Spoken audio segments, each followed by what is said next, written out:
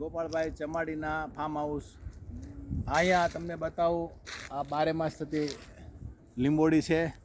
એ લીંબોડી કલમવાળી છે, એટલે જોઈએ એટલી સંખ્યામાં લીંબુ તાજા મળી જાય અહીંયા. અને બીજું એવું છે કે આપણે સીતાફળ કાળા કલરના જોયા છે, પણ ગોપાલભાઈ અહીંયા આ જોઈજો ભાઈ, આ લાલ કલરનું સીતાફળ છે. લાલ કલરનું સીતાફળ છે અને હું એને અત્યારે તોડીને બતાવું છું.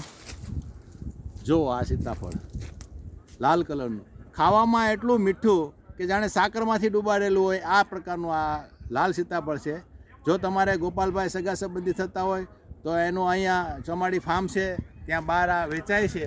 એકવાર તમે આ સીતાફળ ખાઈને જુઓ, સાકર જેવું સીતાફળ છે ભાઈઓ. એટલે હું તો અહીંયા આવીને ગદગદિત થઈ ગયો છું. અહીંયા હજારોની સંખ્યામાં સાગના ઝાડ છે, ચંદનના ઝાડ છે. આ જુઓ તમે સાગ, પછી આની જ માત્રામાં એટલા પાછળ ચંદન છે. લાલ ચંદન અને સફેદ ચંદનના ઝાડવા વાવ્યા છે. અને એ જો 10 વર્ષ 15 વર્ષ પછી એ ઝાડો આપણે જોશું તો કરોડોની કિંમતના એ ઝાડવા થવાના છે.